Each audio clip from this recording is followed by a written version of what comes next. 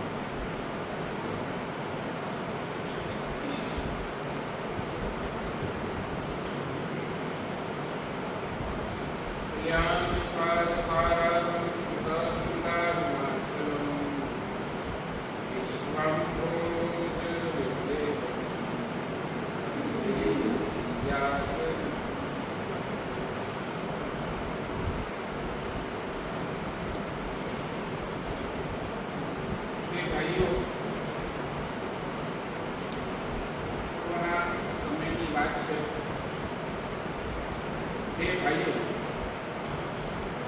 એક ગામથી બીજા ગામનું સફર કરી રહ્યા છે અને રસ્તાની અંદર એક બહુ મોટો જંગલ આવે. જંગલ ગમે તેમ કરીને ક્રોસ કરવાનું છે. સાંજ થવાનો ટાઈમ થઈ ગયો છે અને રાતના સમયની અંદર જંગલમાંથી પસાર થવું એમને થોડો ડિફિકલ્ટ લાગ્યો, પણ એમની પાસે બીજું કોઈ ઉપાય. જેમ જેમ એ જંગલની અંદર પ્રવેશ કરતા ગયા, જંગલના મધ્ય ભાગની અંદર આવતા ગયા, ઘનઘોર જંગલ, અને એ બંને ભાઈઓને કઈ આભાસ થયું કે પાછળથી છે ને એ રાક્ષસ તમારો પીછો કરી રહ્યો છે. એટલે આપણને ખબર પડે કે કોઈ રાક્ષસ અથવા કોઈ ભૂત આપણી પાછળ પડ્યો છે તો આપણે સ્પીડ શું છે અને એ રીતે એને સ્પીડ વધારી નાખે. ભાઈઓ સ્કૂલ ભાગ્યા પછી લાગ્યું કે હવે કદાચ નથી, એટલે વળી પાછો ચાલવા. થોડો આગળ ચાલ્યા ને જોરથી હસવાનો અવાજ આવ્યો, અને હસવાનો અવાજ આવ્યો એટલે ઓલાને લાગ્યું કે આ તો કોઈ ડાકા બાકા લાગે છે, અને વળી અંદરનો ડર અને વળી પાછા ભાગ્યા. એટલે એવા થાકી ગયા હતા, એમ લાગ્યું કે આ એક ઝાડ આવ્યો છે, ઝાડના નીચે થોડો વિસામો લઈ, ઝાડના નીચે જેવો વિસામો લેવા બેઠા ત્યાં ઓલા ઝાડના અંદર હસે ગોઠવું, એમાંથી ઓલો સાપ નાગરાજ બહાર આવ્યો, અને જેવો વળી પાછો ઓલા નાગરાજને જોયું ને એટલે વળી પાછો ભાગવા માંડ્યો. નાગરાજ એની પાછળ, અને આ બંને ભાઈઓ ભાગ્યા. અને જેમ તેમ કરીને જે જંગલ 3, 3.5, 4 કલાક લાગે એ 2 કલાકની અંદર ભાગીને પૂરું. અને જંગલ પસાર થઈ ગયો, અને જેવા જંગલના બહાર આવ્યા અને થોડોક ચાલ્યા એટલે બહુ સરસ મજાનું ઉદ્યાન, અને બહુ સરસ મજાનો એ ઉદ્યાનની અંદર સામે બેઠેલા સંત એમની પાસે ગયા. સંતની શાંતતા, સંતની પ્રસન્નતા, સંતનો એક મુખ પર તેજ જોઈ ત્યાં ભરી ગયા. આખા એ જંગલનો થાક સંત ધ્યાનમાં હતા. સંતએ 15-20 મિનિટ રહીને આંખો ખોલી હશે, અને આંખો ખોલતા આ બે ભાઈઓને આંખની સામે દેખ્યું. બંને ભાઈઓ ઉભા થયા, સંતને વંદન કર્યા, પગે લાગ્યા, અને સંતે કીધું કે ભાઈ શું પ્રયોજન? સાહેબ કાંઈ નહીં, અમે તો આમ આ ગામથી બીજે ગામ જતા હતા, રસ્તામાં જંગલ આવ્યો, અને જંગલ પસાર થઈને તમારા દર્શન થઈ ગયા. સાહેબ મનની અંદર એક પ્રશ્ન છે, પૂછું? સાહેબ જંગલની અંદર પસાર થયા ને ત્યારે આ 3 અનુભવ થયા. 3, એક રાક્ષસ, એક ઓલી ડાકણ, અને ત્રીજો એ નાગરાજ. સાહેબ આનું કઈ રહસ્ય હોય તો અમને સમજાવો ને, અમને બહુ સારું લાગશે. ત્યારે ઓલા સંતે આખી એક ખુલાસાવાર વાત કરી. જો દોસ્ત, આ જેવો એક જંગલ છે ને, જંગલ, તેમ આપણે પણ જે છે ને એક જંગલની અંદર જ રહીએ છીએ. કયો જંગલ? સંસાર રૂપી જંગલની અંદર આપણે બધા જ બેઠા છીએ. આ સંસાર કેવો છે? જંગલ જ છે, જ્યાં દુઃખ અને દુઃખ સિવાય બીજી કોઈ વાત જ. અને આ જંગલ, સંસાર રૂપી જંગલની અંદર જો મનુષ્ય પાછળ કોઈ જો દુઃખ પડ્યા છે ને, તો 3 મોટા દુઃખો પડ્યા છે. બાકી બધું તો એકવાર બધા જ ખમી લે. સમજાયું? પૈસો કદાચ નહીં હોય ને તો માણસ એડજસ્ટ કરી લેશે, ગમે તેમ કરીને એડજસ્ટ કરી લેશે. એ 4 ટાઈમ ખાતો હોય તો 2 ટાઈમ વાપરશે. એ 2 જોડી કપડાથી ચલાવી લેશે. એ બહુ કરવાના ને આના શોખ નહીં પાડે. એ પોતાની મેળે પોતાની રીતે એડજસ્ટ કરી લેશે. કદાચ આ સંસારની અંદર કોઈ એની સાથે નહીં હોય ને કોઈ એકવાર એ જીવી લેશે. સમજાય ને? કોઈ એની ભેગું ન હોય, કોઈ એને સાંભળતું ન હોય, કોઈ એની સાથે ન હોય, તો કોઈ એ જીવ એડજસ્ટ કરી લેશે. પણ આ સંસારની અંદર શાસ્ત્રકાર ભગવાન કહે છે 3 મોટા આપણે કહી શકીએ તો એવી ઉપાધિ આ સંસારની અંદર દરેક જીવને સતાવતી. પહેલા નંબરની ઉપાધિ એટલે તો પહેલા નંબર કહીએ એ પહેલા નંબરનો રાક્ષસ શાસ્ત્રકાર ભગવંતો કે છે રોગ. શું કાંતિભાઈ? પહેલો રોગ. સાચું બોલો, તમે હમણાં બરાબર બેઠા છો, સ્વસ્થતાથી બેઠા છો. કયો રોગ ક્યારે આવીને ભરતી જાય કાંઈ ખબર પડે છે? હમણાં તાજો બનેલો કિસ્સો તમને કલ્પના નહીં આવે. અમારા એક સાધુજી બન્યો હમણાં પાલિતાણાની અંદર જે કન્યાઓની નવાણું થઈ ને એ કન્યાઓની નવાણુંની અંદર અમારા એક સાધુજી બન્યો. પેટ બહુ દુખે છે. હવે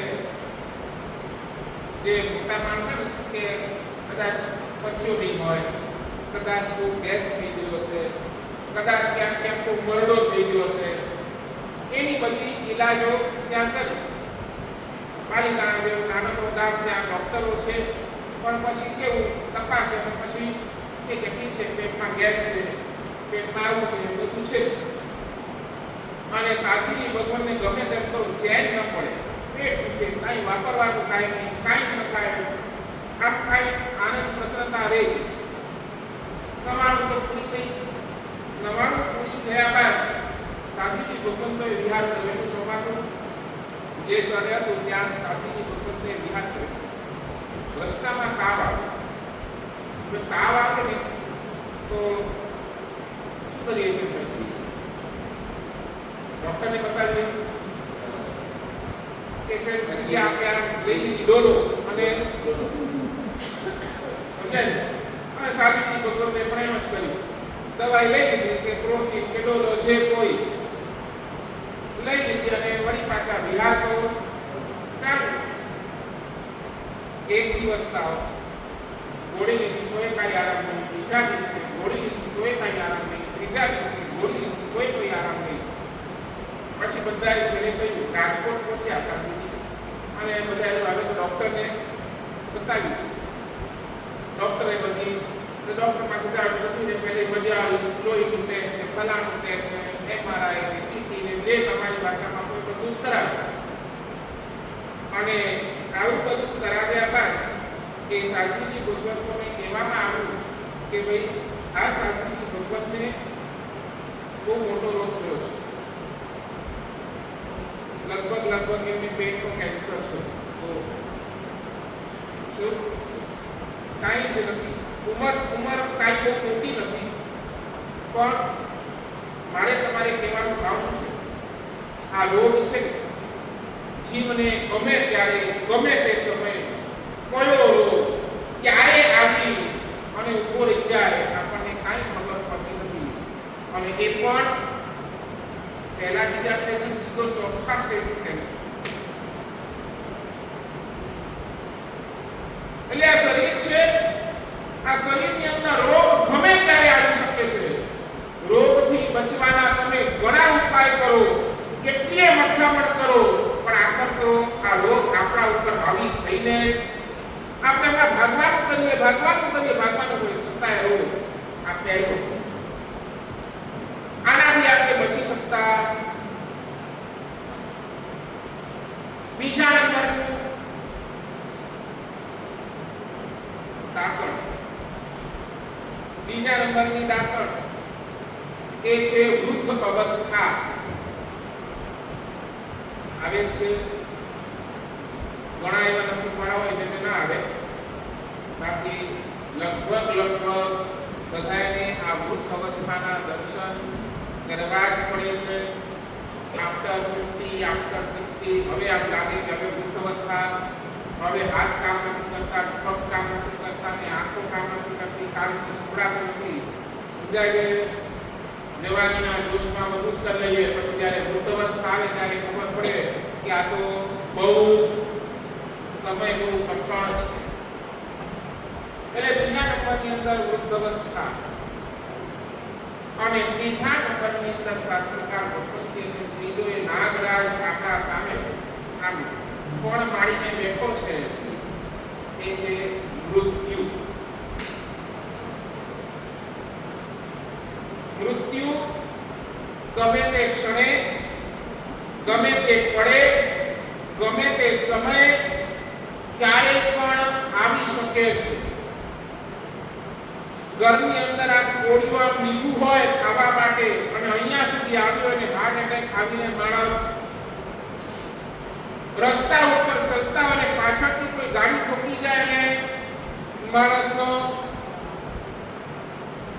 બરાબર ને, તો આ ત્રણ ચીજો માણસની પાછળ ગમે ત્યારે ગમે તે ક્ષણે પડ્યા જ છે. પછી એ રોગ હોય, પછી એ વૃદ્ધાવસ્થા હોય કે પછી એ મૃત્યુ હોય. કયો રોગ ક્યારે આવે કઈ કહેવાય નહીં, વૃદ્ધાવસ્થાની અંદર આપની શું હાલત થાય એ કહેવાય નહીં, અને કેવું મૃત્યુ આવે એ પણ આપણને કાંઈ કહેવાય નહીં. બંને ભાઈઓ આ ત્રણ વાત સાંભળીને એટલા બધા હેરાન થઈ ગયા કે સાહેબ આ આપણે કરવાનું શું? આ ત્રણથી બચવા માટે કરીએ શું? શું કરવાનું? શું કરવાનું કાંતિભાઈ? ત્રણથી બચવું હોય તો શું કરવું? એટલે શું કરવું?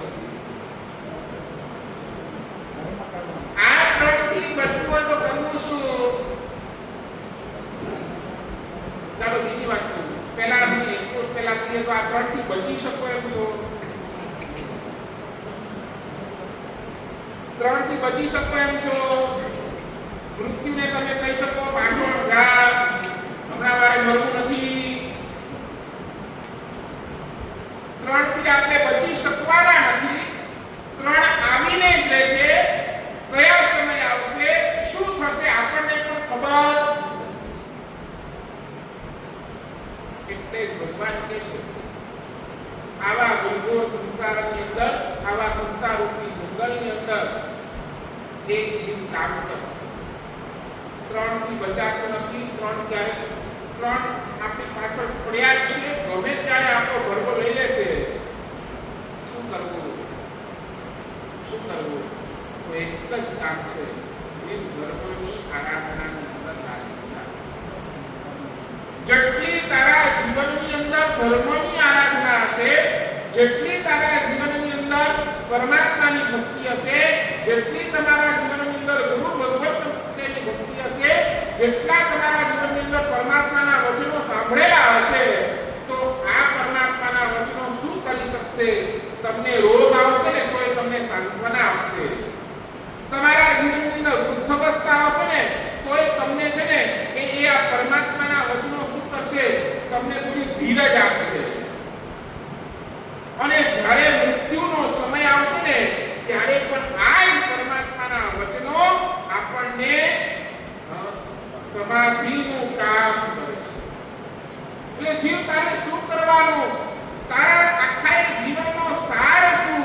તારે આખા જીવનની અંદર શેની આરાધના કરવાની? બસ એક જ આરાધના, ભગવાન અને ભગવાનના વચન. આ બંનેની આરાધના એવી જબરજસ્ત કરો કે આપણને આ ત્રણેયની અંદર એક ઢાલ બનીને આપણી સાથે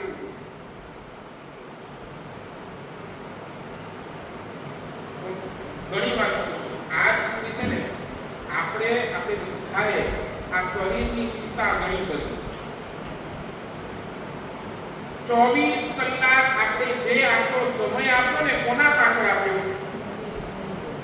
શરીર પાછળ જ.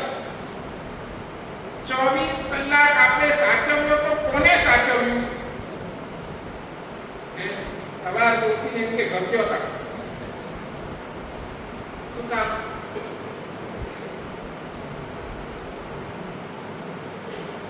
કેટલો એ ઘસે બધા કોઈ કાર્યના ખોરા નથી આશે.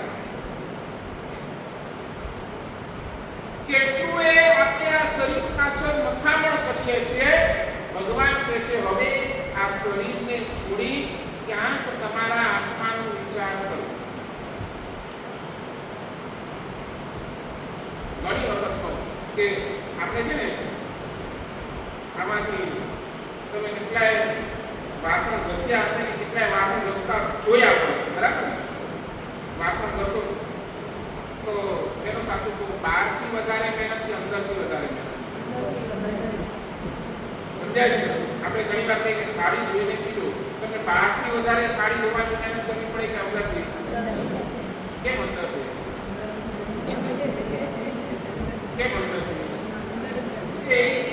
ત્યાં જ રસોઈ બને છે, એ અંદરના ભાગમાં જ રસોઈ બને છે, અને એટલા માટે શું છે, અંદરના ભાગને જરા બરાબર સાફ કરવો પડે. કે ભગવાન કહે છે બહારથી આ શરીરને તમે ગમે એટલો ઉજળો કરશો કે બહારથી શરીરના દેખાવાની કોઈ વેલ્યુ નથી. ક્યાંથી ઉજળો થવું પડે?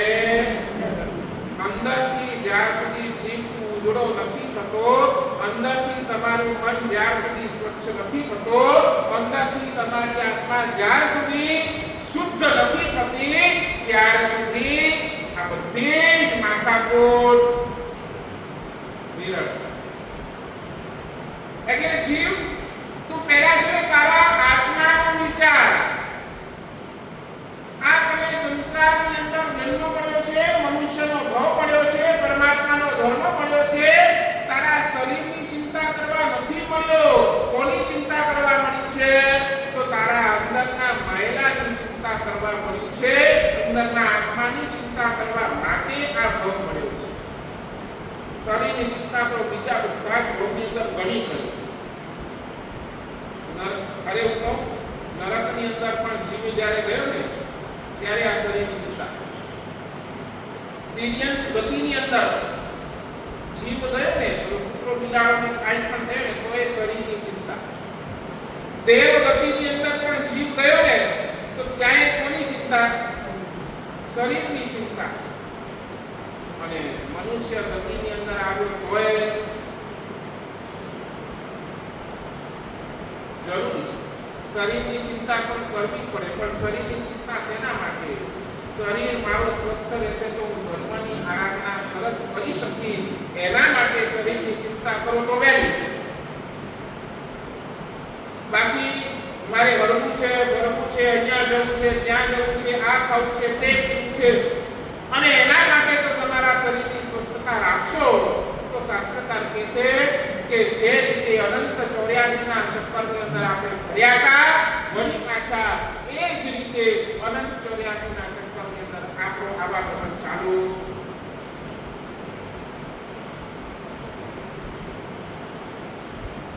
આપણે ત્યાં છે ને શાસ્ત્રકાર ભગવંતોએ બે પ્રકારના ઉપક્રમ બતાવ્યા છે. એક છે દ્રવ્ય ઉપક્રમ અને બીજું છે ભાવ ઉપક્રમ. સમજો, દ્રવ્ય ઉપક્રમ અને ભાવ ઉપક્રમ વચ્ચેનો ફરક થોડો આપણે સમજીએ. આ બંને ભાઈઓને છે ને મનની અંદર કોઈ સંત પાસે બેઠા ને એમને એમ કહ્યું, સર હે મહાત્મા, આપની પાસે જે પ્રસન્નતા છે, આપની પાસે જે આ તેજ છે, આપની પાસે જે આ બુદ્ધની રોનક છે, એની અમને પણ જોઈએ છે. અમને પણ આવી કઈ સિદ્ધિ આપો, અમને પણ આવો કઈ મંત્ર જાપ આપો, જેથી કરી આવી પ્રસન્નતા, આવી રોનક અમને પણ અમે અમારા જીવનની અંદર અનુભવીશું. ત્યારે સંતે છે ને એ બંને ભાઈઓને એક વાત કરી, જો દોસ્ત તમે બેવને હું આપવા તૈયાર છું, પણ એના પહેલા છે ને મારે તમારી થોડી પરીક્ષા કરવી છે. એ પરીક્ષા કર્યા પછી છે ને તમને કઈ મંત્ર એક ચીજ સમજી લેજો, જ્યાર સુધી છે ને આપણી પાત્રતા જાગતી નથી ને ત્યાર સુધી કોઈ ઊંચું તત્વ આપણને મળતું પણ નથી. સમજાય? જ્યાર સુધી આપણા આત્માની પાત્રતા જાગતી નથી ને ત્યાર સુધી આ કોઈ ઊંચું તત્વ આપણને પ્રાપ્ત પણ થતું નથી. તો બધા જ અહીંયા જેટલા એવા બધા ભાગ્યશાળી છો, કેમ? કાંઈક તમારી અંદરની પાત્રતા જાગેલી છે એટલે તમે અહીંયા પ્રવચન સાંભળો છો. બાકી નહીં તો આજે રવિવારનો દિવસ, સામે વરસાદ આવતો હોય, ઘરની અંદર મસ્ત ગાદા ઉપર, ડંડપના ગાદા ઉપર સૂતા હોઈએ, આમ રજાઈ ઉડેલી હોય અને આ મીઠી મીઠી ઊંઘ આવતી હોય,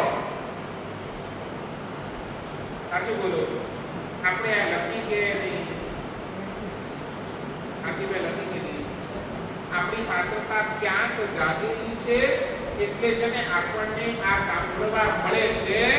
બાકી એવા કેટલાય લોકો છે જે આવીને આમને આમ પાછા પણ તો ક્યાંક આપણા જીવની પાત્રતા છે એટલે આટલું બધું સાંભળવા મળે છે. અને ભગવાન પણ એ જ કહે છે, તને જો મોક્ષ જોઈતું હોય, તને જો સદગતિ જોઈતી હોય, તને જો સમાધિ જોઈતી હોય ને, તો જીવ પહેલા તું તારી પાત્રતાને વિકસિત કર. જ્યાં સુધી તારી પાત્રતા નહીં હશે ને ત્યાં સુધી તને કાંઈ પણ આ મળવાનું પણ નથી. મને હમણાં જ એક મહાવીર હોસ્પિટલમાં હમણાં મંત્ર વિધાન મારા સાથે કાલદર પામ્યા. એમને હોસ્પિટલમાં 3 દિવસ રહ્યો. ત્યાં શું મહાવીર હોસ્પિટલ આપી ઘણા આવ્યા મારી પાસે, સાહેબ બહુ માથા છે, મામી સંભાળી લો, આઈસીયુની અંદર તમે હાલત જુઓ એટલે આપણને ખબર પડે કે શું હાલત હોય છે. સાહેબ બહુ માથા છે, મામી સંભાળો. અને ગઈ એક ભાઈ પાસે ગયો, ઇંગ્લિશ સંભળાવ્યો. હાલત તો કાંઈ બહુ સારી નથી, બોલી શકે છે, ભાન છે, બધું છે, થોડું થોડું બોલી શકે. મેં સહજતાથી એમને પૂછ્યું કે ભાઈ આવી સ્થિતિ છે, મૃત્યુ ગમે ત્યારે ટકોરા મારી શકે એમ છે, તમારા મનની અંદર કાંઈ ભાવ હોય ને તો કહી દો. છોકરાઓ બધા અહીંયા જ છે, તમારા મનના કોઈ ભાવ હોય, કોઈ શુભ સંકલ્પો હોય, કાંઈ હોય તો ખબર પડે. અને તમે નહીં માનો, છેલ્લે પણ એ ભાઈ જતા સાચું બોલો, છેલ્લા સમય તમને શું યાદ આવે?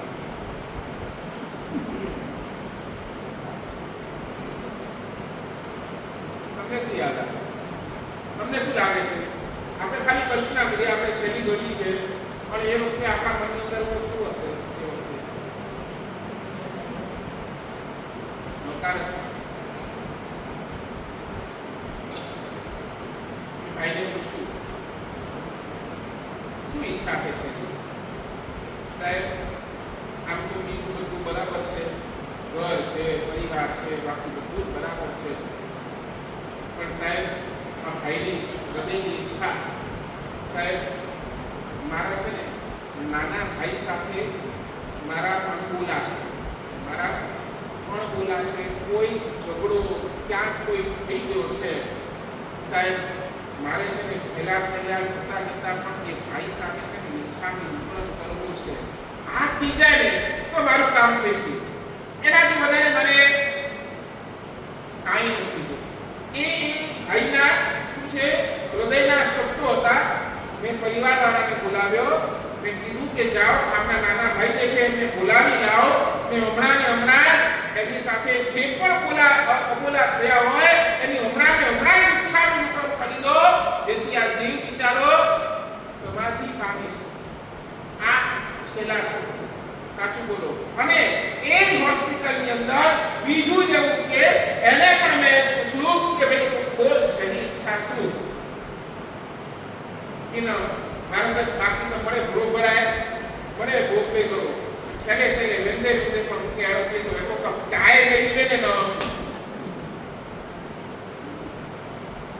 કલ્પના કરો.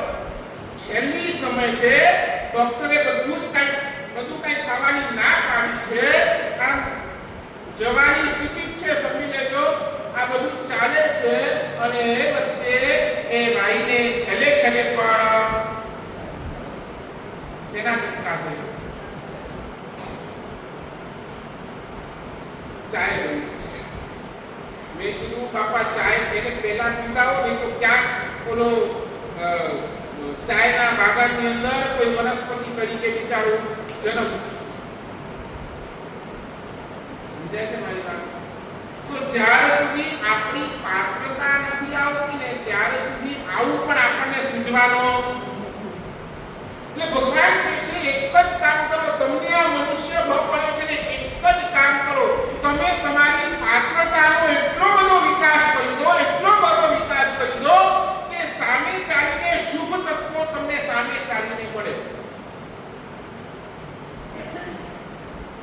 છેલ્લે ઘડીએ નમકાર મળશે, છેલ્લે ઘડીએ મહાત્માના દર્શન મળશે. ક્યારે? જ્યારે આપણી પોતાની પાત્રતા જાગૃત થઈ હશે ને તો. એટલે પહેલા આ પ્રવચન એ પાછળનું રહસ્ય શું, આ પ્રવચન શું કામ સાંભળવાના, એક ચીજ લખી રાખો. આ પ્રવચન સાંભળતા સાંભળતા મારી પાત્રતાને વિકસિત કરવી છે.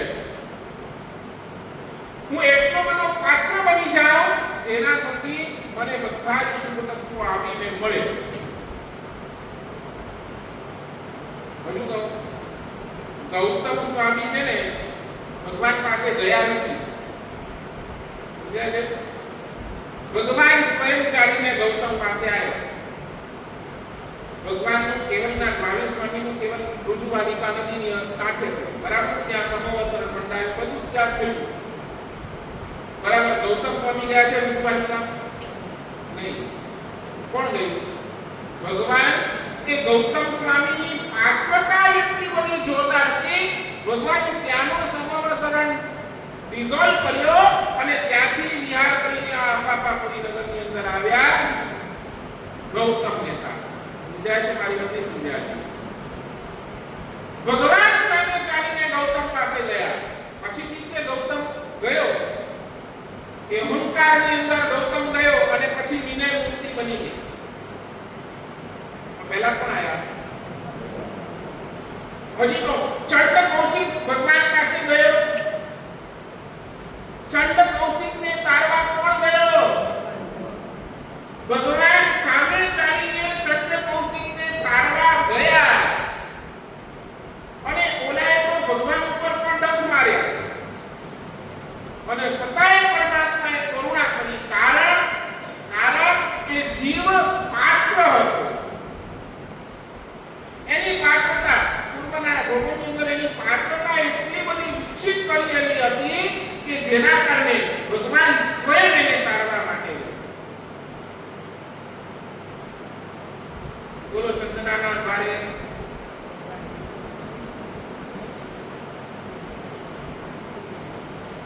કેમ? તો ચંદનાનો પાત્ર એટલો બધો શુદ્ધ હતો કે ભગવાન સામે ચાલ્યો. અને કેવું સદભાગ્ય છે પેલાનું પણ કે પરમાત્માનો કેવળ જ્ઞાન થયો અને પરમાત્માનો સમોવસરણ રચાયો ત્યારે એ ચંદના, એ સાધ્વી ચંદના, એ પ્રથમ સાધ્વી બનવાનો સૌભાગ્ય એને પ્રાપ્ત.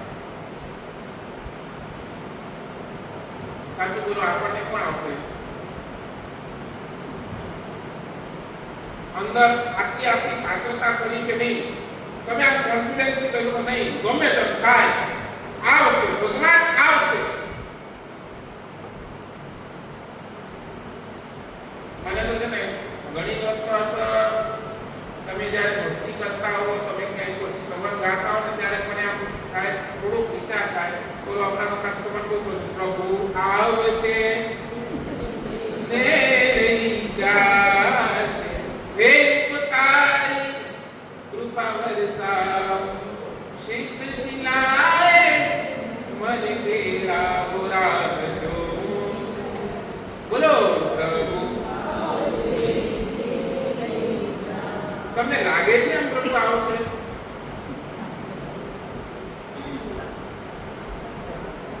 તમને લાગે છે?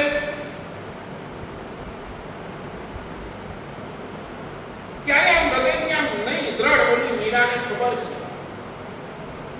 મીરાને ખબર છે કે આ ઝેરનો પ્યાલો છે અને છતાંય કોઈ પણ વિચાર કર્યા વગર એ ઝેરનો પ્યાલો પી ગઈ. કારણ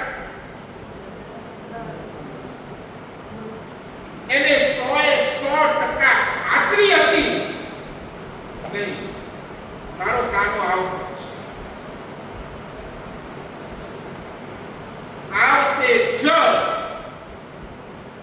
અને આ શબ્દએ શું કર્યું? ઓલા ઝેરના પ્યાલાને પણ અમૃત બનાવી બોલો, આપણી પાસે એવી પાત્રતા કરી આપણને કરવાનું શું છે? બસ આ જ પાત્રતાને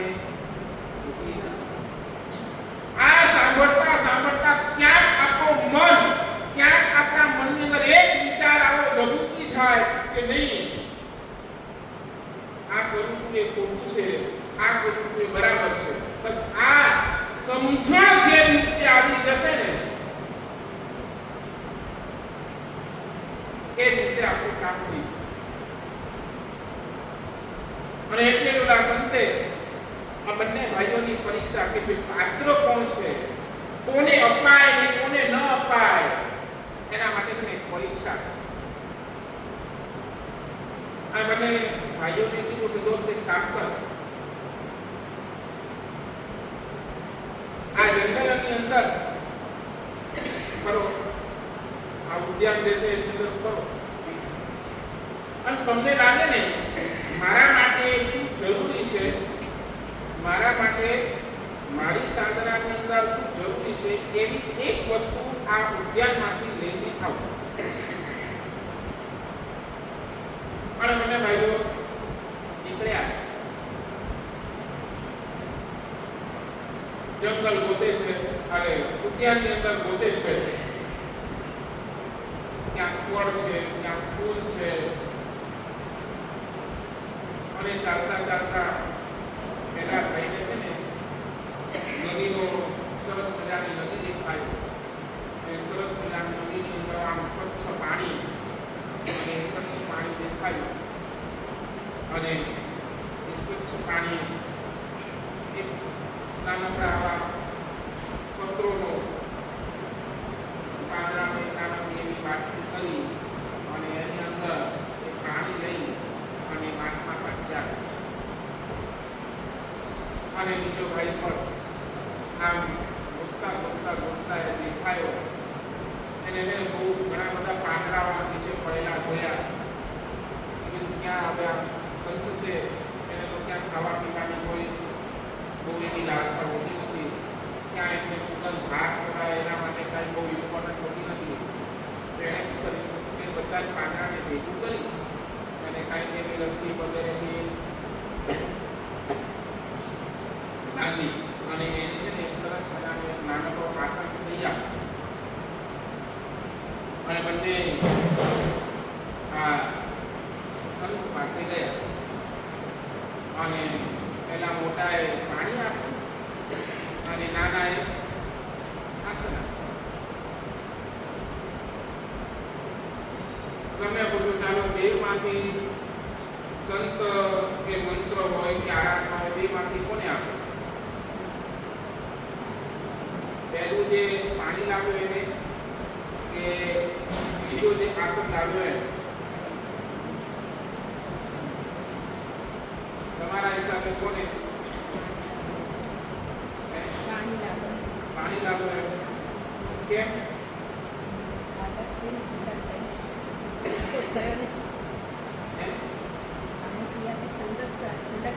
સંતોષ થયો નહીં આસન કેમ?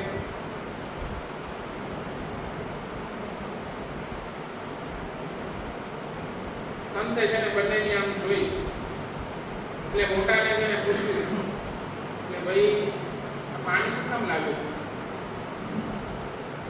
સાહેબ એવું છે ને આપ એટલી બધી સરસ સાધના કરો છો, એટલી બધી સરસ આરાધના, આપના ધ્યાનની અંદર એટલા બધા મસ્તો છો, ક્યાંક આ શરીર છે, ક્યાંક આ શરીર થાકે પણ, ક્યાંક શરીરને થાક પણ વર્તાય અને ક્યાંક શરીરને આરામની પણ જરૂર પડતી હોય.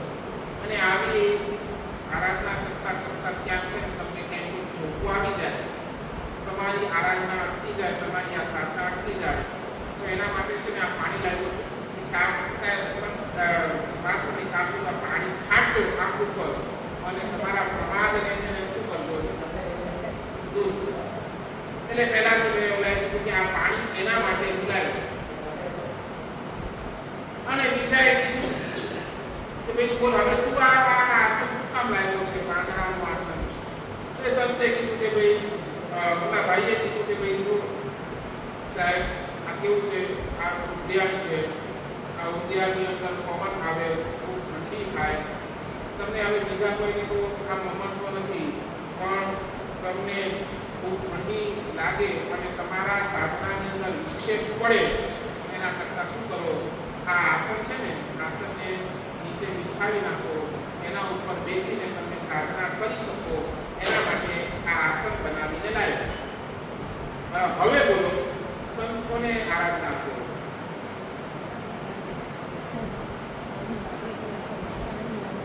પાણીવાળાને કે આસનવાળાને? પાણીવાળાને કેમ?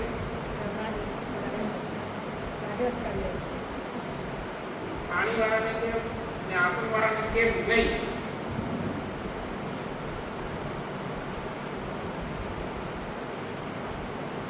સંતે બંને ભાઈઓને સામે જોયું અને બંને ભાઈઓની અંદર એટલી જ કીધું, દોસ્ત તમને બંનેને હું આરાધના આપું, પણ તમને બંનેને છે ને આ મોટો જે છે ને, આ જે પાણી લઈ આવ્યો ને એને આરાધના જલ્દી પડશે, અને નાનાને આરાધના આપીશ પણ તો છે ને એને જલ્દી પડશે, એને બહુ વાર લાગશે.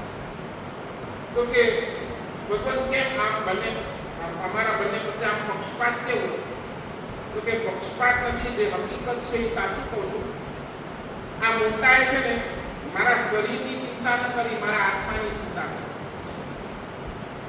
મને પ્રમાદ થાય, મને ક્યાં જોખો આવી જાય અને એના કારણે મારી સાધના અટકી જાય, એને પસંદ નહોતું. એટલે માટે પાણી લાવ્યો કે ભાઈ આંખ ઉપર છાંટી દેજો, જેથી કરી આરાધનાની અંદર વળી પાછો હું લાગી જાઉં. એને મારી આત્માની ચિંતા કરી અને આ બીજા ભાઈએ મારા શેની ચિંતા કરી? શરીરની ચિંતા કરી.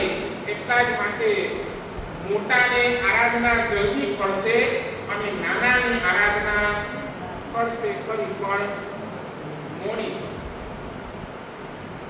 આ શાસ્ત્રકાર આ દ્રવ્ય ઉપક્રમ આજ સુધી શરીર માટે જેટલું વિચાર્યું, સમજાય ને, તપસ્યા કરવાની, બરાબર, ઉપવાસ કરવાનો હોય, આવતીકાલે ઉપવાસ કરવાનો હોય, અને સાચું બોલો આજે શું થાય વિચાર ના, એટલે કોઈ ખબર પડે મને આ વિચાર કરે છે જરા અંતર પાણી બરાબર થઈ ગઈ, બરાબર ને, જરા સીધો દીરો જરા બરાબર વાપરે ગયો, નકોરાય આવતીકાલે ઉપવાસ કર્યો તો જરા તાકાત રે. સમજાય? આપણે શેનો વિચાર કરીએ? બોલો, ઉપવાસ કરીએ છીએ પણ ઉપવાસ કર્યા બાદ પણ વિચાર શેનો? શાસ્ત્રકાર કે આ બધું દ્રવ્ય ઉપક્રમ. તેરાસની અંદર જોઈએ જરા કામ ગરમી થતી હોય ને, કેટલી પડે ગરમી, કેટલી પડે ગરમી, ત્યાં શરીરની ચિંતા, દ્રવ્ય ઉપક્રમ. સામાયિક લઈને બેઠા હોઈએ અને સામાયિકની અંદર પસેનો થાય, આમ આપણે શેની ચિંતા? બધું જ શાસ્ત્રકાર ભગવાન તો કહે છે દ્રવ્ય ઉપક્રમ. જ્યાં જ્યાં તમે શરીરની ચિંતા કરો છો ત્યાં ત્યાં શાસ્ત્રકાર ભગવાન એક જ વાત કરે છે, એ બધી જ દ્રવ્ય ઉપક્રમ. અને એ દ્રવ્ય ઉપક્રમ શું કરે છે? બીજું કાંઈ જ નહીં. ભગવાન કર્મસત્તા એટલું જ કે છે, તને તારા શરીરની ચિંતા વધારે છે ને, તને તારા શરીરની ચિંતા વધારે હોવાના કારણે કર્મસત્તા એક જ વાત કરે છે, દોસ્ત શરીરની ચિંતા જ કર્યો રે, તારા સંસારને વધારી દે. દરેક કોમની અંદર કોની ચિંતા કર? સંસારમાં માત્ર ને માત્ર દ્રવ્ય ઉપક્રમ પાછળ એટલા બધા આપણે પાગલ કરીએ બન્યા છીએ, જેના કારણે આપણો અનંત સંસાર વધી ગયો. અનંત કાળથી આ દ્રવ્ય ઉપક્રમ જ કરતા આવ્યા છીએ અને એની ફળશ્રુતિ હજી પણ આપણને દેખાય છે. હજી પણ છે ને આપણને અસંતોષ છે,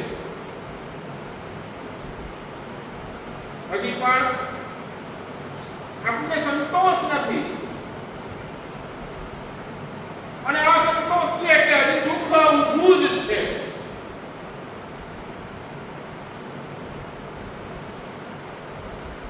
અને જે જીવ આ દ્રવ્ય ઉપક્રમને છોડીને ભાવ ઉપક્રમ એટલે બસ આત્માની ચિંતા કરે છે ને, શાસ્ત્રકાર ભગવંતો કહે છે કે જીવ એ સંસારને પોતાના સીમિત કરી નાખે છે, સંસારને અડધો કરી નાખે છે, અને હવે બહુ વધારે રખડવાની જરૂર નથી. હવે અંદરથી એનો પાત્રતા જાગી ગઈ છે. હવે ગમે ત્યારે ભગવાન આવે એને દઈ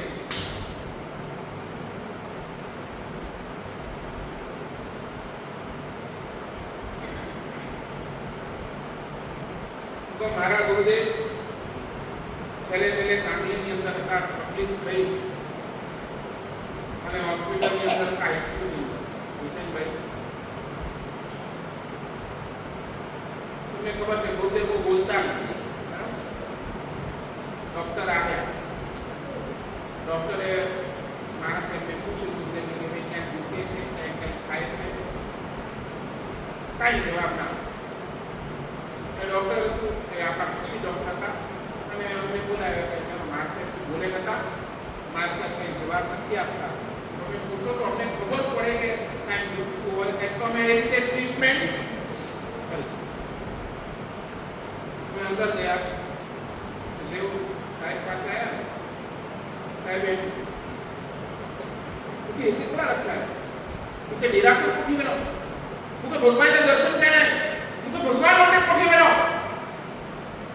આ જ્યારે કાલધર્મ પામ્યા ને એની અગલી રાતની વાત છે, લગભગ 8:30 વાગે. શું ભાઈ શું કે હું તો નિરાશા કોઠી બનો, મને નિરાશા લઈ જાઓ, મને મારા ભગવાનના દર્શન કરાવો. એમના હૃદયના ભાવ. કારણ છેલ્લા ઘડીએ પણ આખા જીવનની અંદર એમને કોને યાદ કર્યા હતા? આખા જીવનની અંદર એમને ચિંતા કોની? આત્માની ચિંતા કરી, મારા ભગવાન, મારા ભગવાન, મારા ભગવાન. છેલ્લે ઘડીએ અને એ વખતે તો શું કર્યું? મુખમાંથી ભગવાનનો ફોટો કાઢ્યો, એ શત્રુંજયના આદેશ પર દાદા અને એ સિદ્ધેશ્વર પાસના દાદાનો ફોટો કાઢ્યો અને ગુરુદેવને દર્શન કરાવ્યા, ચૈત્યવદન કરાવ્યા. પછી પૂછ્યું ગુરુદેવને કીધું કે કી નતું થયું, આવું બરાબર. કલાક પડી પાછો રહીને બીજો ડોક્ટર રાઉન્ડ ઉપર આવ્યો. એ તો ચાલુ છે એ લોકોના રાઉન્ડ્સ તો ચાલુ. એટલે વળી પાછા ગુરુદેવ કાંઈ બોલે નહીં ઓલા ડોક્ટરને, વળી પાછા મને બોલાવ્યા અને અમે ઉપર ગયા. વળી પાછા મને પૂછી માળા કરાય, માળા દેવ કોઈ જાપ કે નહીં, જાપ પડે બાકી પછી હવે સુધી કરી જાપ એવરતા નવકાર નવકાર નવકાર ગણતો અને દેવ બે જાપ પર મૂકે કેના બીજા પર મને જાપ કરવા મને મારા આપો મારી બીજો આઈસીયુમાં છે ને એટલે મારા ન થાય હાથથી ગણો અને તરત વળી પાછળ હાથથી બીજા છાપ કરવાના, જીરા બધા પાછળના દાદાનું છાપ કરવાનું ચાલુ કર્યું. બોલો, હું કહું ગુરુદેવને છેલ્લા સમયની અંદર ભગવાન યાદ આવ્યા, ભગવાન સંભળ્યા તો એ ગુરુદેવે એ જે પાત્રતા વિકસિત કરી હતી ને એના કારણે છેલ્લે ઘડીએ ભગવાન આવીને જાણે એમને સાચું બોલો. આપણે અનંત ભાવ સુધી આ શરીરની ચિંતા કરી, આ દ્રવ્ય ઉપક્રમો જ વધાર્યા. આજ સુધી હું તો એટલું પણ કહું છું, આજ સુધી છે ને જેટલી પણ ધર્મ ક્રિયા આપણે કરીને, ધર્મ ક્રિયા કોના માટે કરું?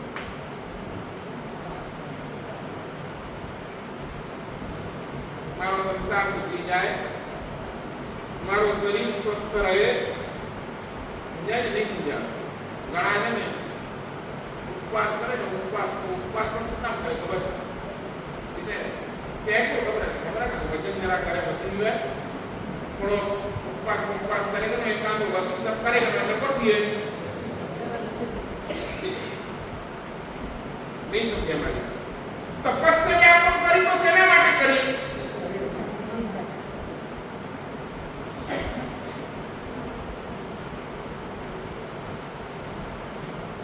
ક્યાંક કોઈ દુઃખ આવ્યું અને દુઃખના કારણે તમે ધર્મ કરી દીધો. કાં તો દુઃખ અને કાં તો મનની અંદર કહેવાય ને કે આ બધા જ મોહ, ક્યાંક મોહ અને ક્યાંક દુઃખ, આ બેના કારણે જીવનની અંદર ધર્મની આરાધના થાય. આ બધું જ શાસ્ત્રકાર કે છે દ્રવ્ય ઉપક્રમ છે. ભગવાન કે છે આ દ્રવ્ય ઉપક્રમને એકવાર સાઈડ પર મૂકો. અને હવે શું કરવાનું આપણને? તો હવે ભાવ ઉપક્રમ, એટલે હવે શેની ચિંતા કરવાની? શેની ચિંતા કરવાની? માયલાની, આત્માની. તમારા મનની ચિંતા કરો. હમણાં ચંદ્રપ્રભુમાં પ્રવચન ચાલે ને, અમારો વિષય છે મન. મનની ચિંતા કરો. કારણ એક જ છે કે જો તમારું આજ સુધી જેટલા પણ આત્માઓ મોક્ષમાં ગયા છે ને એ મન થકી ગયા છે. આજ સુધી જેટલા આત્માઓ નરકની અંદર, દુર્ગતિની અંદર રખડે છે ને એનું કારણ પણ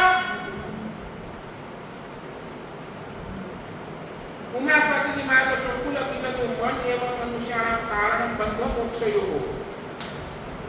આ મન જ છે જે તમને બંધનમાં રાખે છે.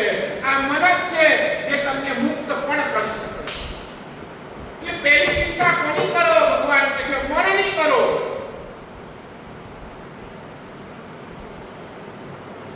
અને એ મનની ચિંતા દ્વારા આપણે ભાવ ઉપક્રમ સુધી પહોંચીએ.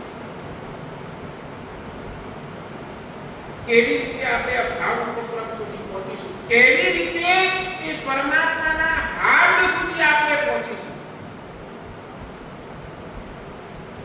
એની ઘણી બધી વાતો આપણે પ્રવચનની અંદર કરીશું. આજથી એક પ્રવચનની આપણે સૌ કોઈએ મુદ્દલ શરૂઆત કરી છે. રાણા કચ્છની સંસ્થા દિરાવાસી જૈન સંઘ બધા જ આરાધકોને એટલું જ કહીશ, એમ નહીં વિચારતા ચાતુર્માસ નથી, એમ જ વિચારો કે ચાતુર્માસ છે. પ્રવચનનો સમય થોડો આગળ પાછળ છે, બીજું કાંઈ નથી. બાકી એજ એની રૂટીન છે. પ્રવચન માટે જે 9:30 વાગે આવતા હતા, હવે પ્રવચન માટે કેટલા વાગે આવવાનું? 7:30 થી 8:30. બરાબર 8:30 વાગે તમને મૂકી દઈશ. કારણ કે તમને મૂકીશ તો હું જઈ શકીશ. અને આ આખાય પ્રવચનની અંદર, આખાય કે આપણો આ ચાતુર્માસ, એની અંદર પ્રવચનનો જો મુખ્ય વિષય હશે ને, જે પણ ગ્રંથ આપણને લેવાનો છે, એ ગ્રંથની અંદર મેં ઘણી બધી વિચારણા કરી, ઘણી બધી. અને મને એમ લાગ્યું કે આપણે છે ને દરરોજ વક્તાવર બોલો છો ને, કેટલા જણા છો? વક્તાવર લગભગ 9 વાગે ચાલે. પોતાના ઘરે પણ ગણતા હશે, ક્યાંક સંઘમાં સામુદાયિક થતા હશે, ત્યાં ગણતા હશો. વક્તાવર રોજ બોલીએ. વક્તાવરની કેટલી ગાથા? 44 ગાથાઓ, એનું સ્વાધ્યાય, એનું પારાયણ. પૂર્વના મહાપુરુષો છે ને, પરમાત્માની ભક્તિ કરતા ને, તો પરમાત્માની ભક્તિ પણ છે ને આપણી જેમ લોકભોગ્ય ભાષામાં ગુજરાતીમાં નહોતા કરતા. ગુજરાતીમાં પણ એમનું જેની અંદર પ્રભુત્વ હોય ને એ ભાષાની અંદર એ લોકો વધારે ભક્તિ કરે. અને પૂર્વના મહાપુરુષો સંસ્કૃતની અંદર એક પકડ ધરાવતા, એટલે એ સંસ્કૃતની અંદર એવા એ સ્તોત્રોની રચના, એવા ગીતોની રચના એ કરી દેતા કે એના આધારે એ લોકો પરમાત્માની ભક્તિ કરતા. અને કાળક્રમે એ સંસ્કૃતના એ શ્લોકો, એ શબ્દોની, એ અક્ષરોની રચના એવી જબરજસ્ત બની હતી કે એમનું એક સ્તોત્ર, એક લાઈન, એક શબ્દ, એક વાક્ય એ મંત્ર રૂપે બની જતું. અને એ આખાય વક્તાવરની 24 ગાથાની અંદર માનતુંગ સુરીશ્વરજી મહારાજા સાહેબે એટલા બધા રહસ્યો ભરી નાખ્યા, એટલા બધા એની અંદર ગૂઢ રહસ્યો ભરી નાખ્યા છે. જ્યારે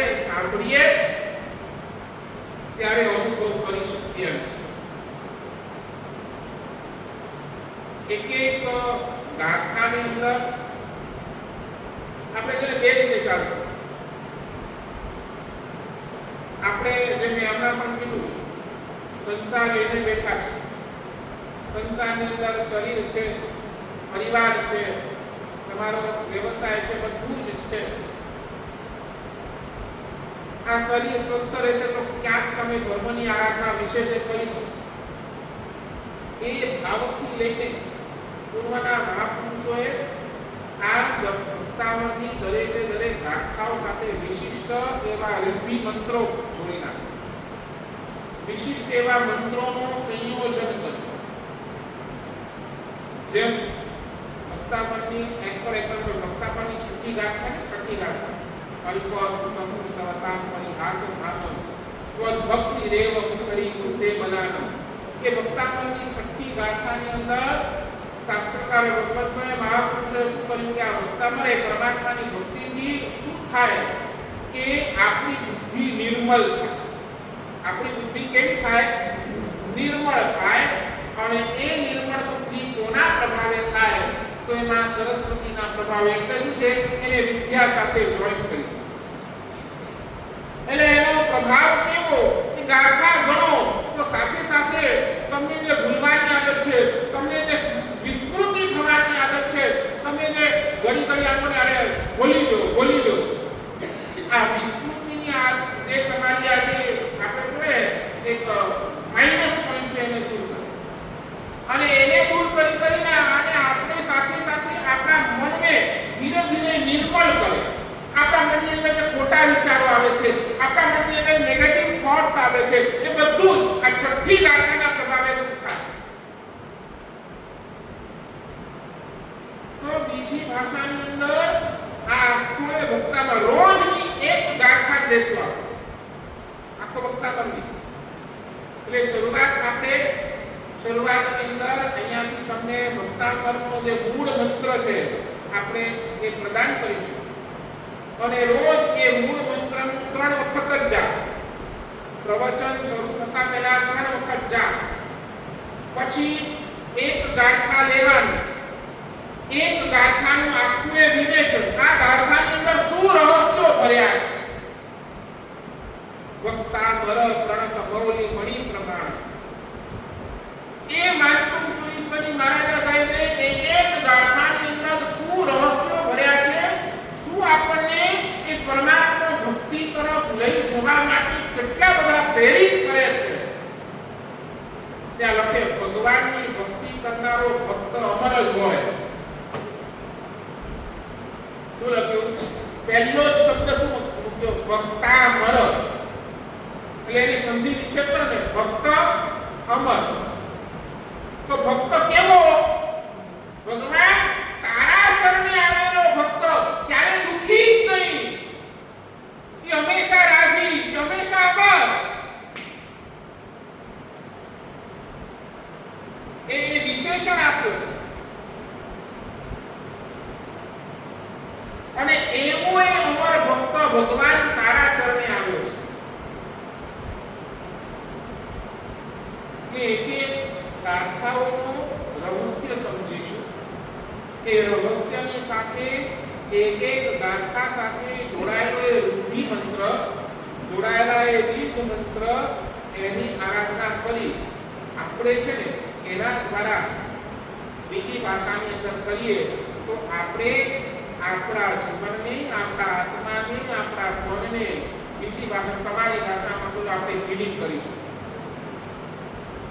આપણી જે ઓરા છે, આપણું જે વાતાવરણ છે એને શુદ્ધ કરીશું.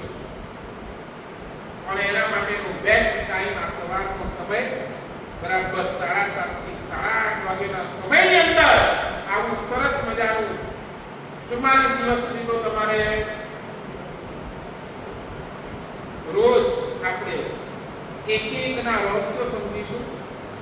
આ ગાથા ગણશો તો એનાથી શું લાભ, બાહ્ય અને આંતરિક બે લાભ શું થઈ શકે, આ ગાથાનું ઇમ્પ્લિમેન્ટ તમે તમારા જીવનની અંદર કેવી રીતે કરી શકો, કેવી રીતે તમે તમારા થકી બીજાને પણ સારા કરી શકો.